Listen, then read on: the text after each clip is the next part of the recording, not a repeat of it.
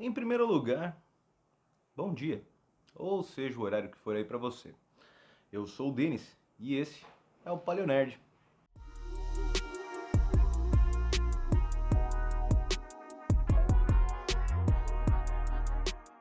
E eu tô aqui hoje pra falar pra você de um novo artigo que também tem no site que fala sobre o Museu Portinari. Agora vamos sentar e falar sobre uma coisa importante. Para e pensa, quantos museus você visitou antes da pandemia? Não vamos considerar esse contexto atribulado agora e tal, mas quantos museus você foi visitar?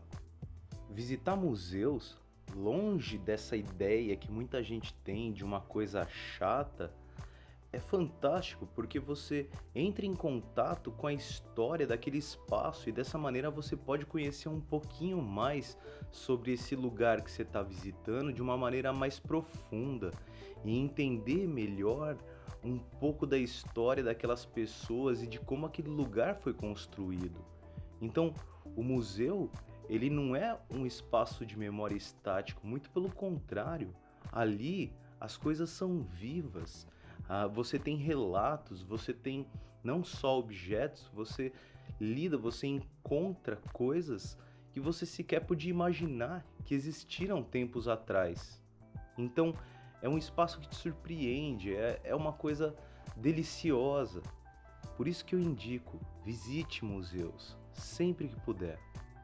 Quando eu viajo aqui, junto com a Bá, a gente tem meio que uma tara de conhecer museu. É uma coisa que a gente busca, pelo menos conhecer uns 3 museus no lugar que a gente vai. E eu tenho amigos que vivem em Ribeirão Preto, e lá do lado tem uma cidadezinha chamada Brodowski, e foi nessa cidade que um pintor fundamental na história contemporânea da arte brasileira, o Portinari, nasceu.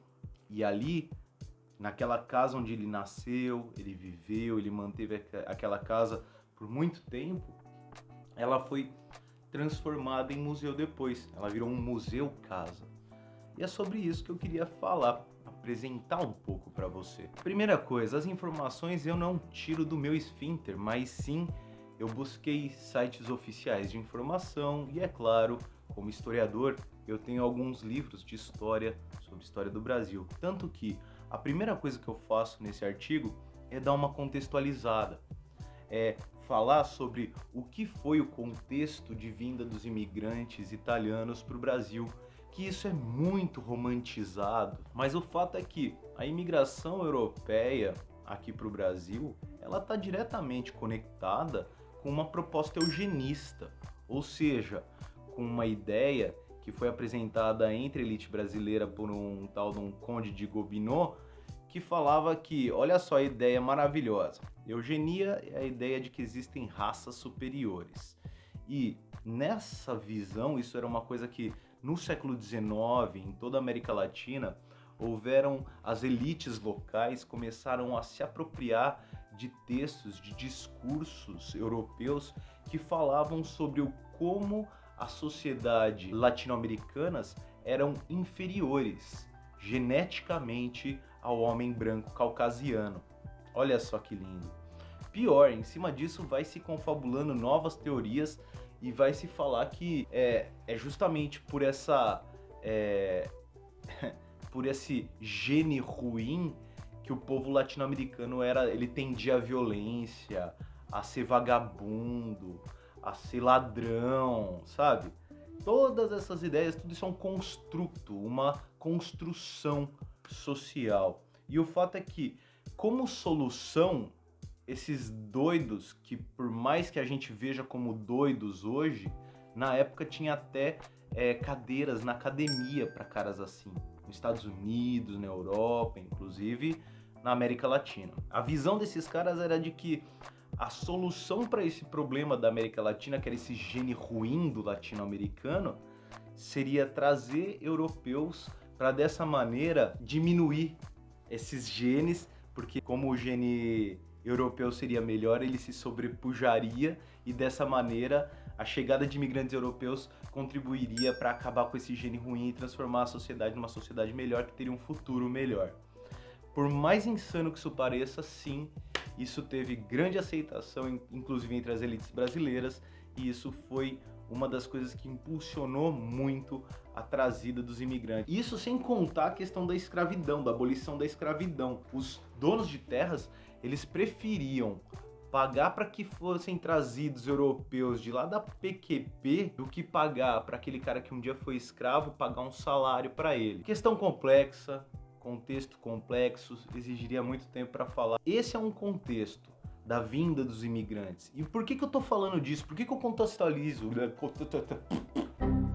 Por que eu contextualizo isso no texto? Porque o Portinari, ele era filho de imigrantes italianos. E outra coisa também que era assim, parte do contexto, era uma miséria, uma pobreza muito grande, a cultura dos retirantes que fugiam das secas. No fim do 19, início do 20, houveram secas pesadas no Brasil que levavam pessoas em condição de extrema miséria a caminhando, tentarem atravessar o país em busca de um lugar para viver um pouco melhor.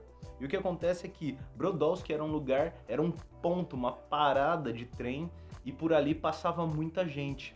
E ele mesmo, nos relatos dele, ele fala sobre como ele via as pessoas passando por ali enquanto ele era criança. Beleza. Dito isso, é importante ter em mente que ele vai falar muitas vezes dessa memória que ele tem de brincar muito, das brincadeiras de criança, mas ao mesmo tempo de ver aquela pobreza, de ver aquela miséria do povo brasileiro.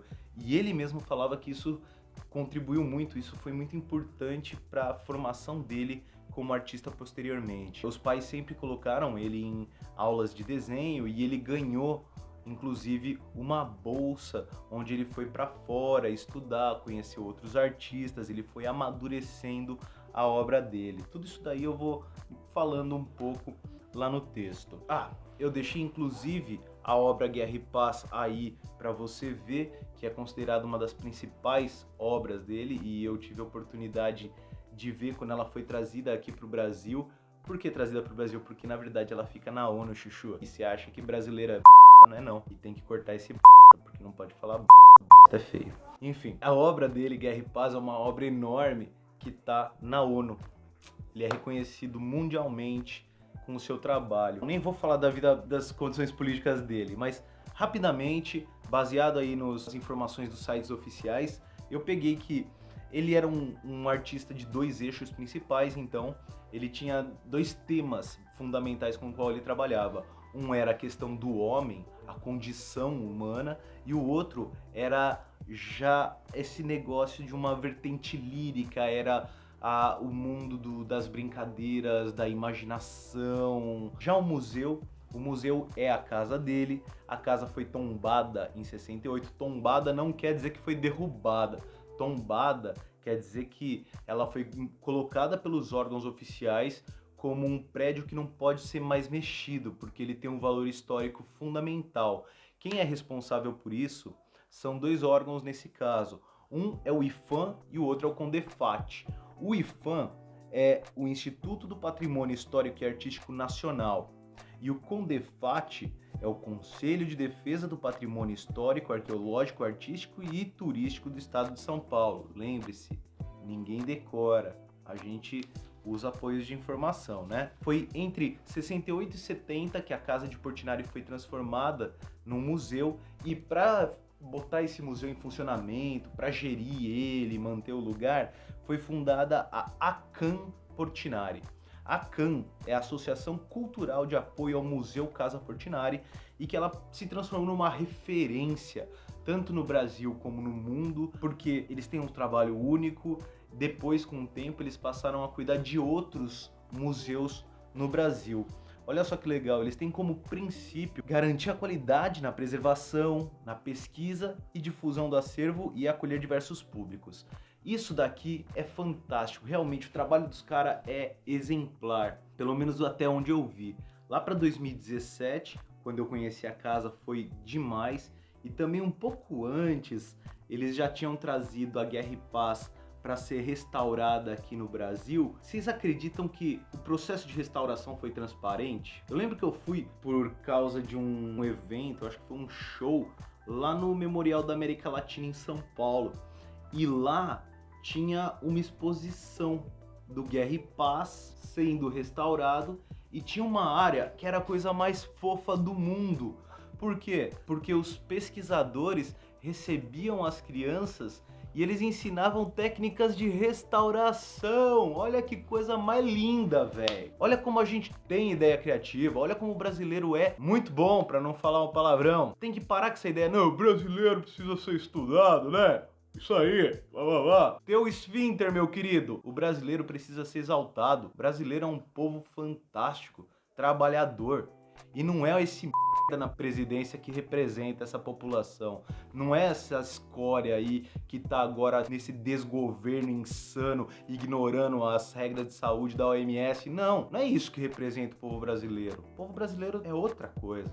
É rico, é fabuloso. Digredir de novo, né, gente? O texto tá lá no site, acessa, comenta aqui também. Se você gostou do vídeo, fala pra nós. Tá achando que precisa mudar alguma coisa? Fala pra nós. Tá achando que algum assunto precisaria ser falado? Desembuche para nós. E aí a gente vai ver o que consegue fazer, beleza? Espero que você tenha gostado. Já ficou longo. Tchau.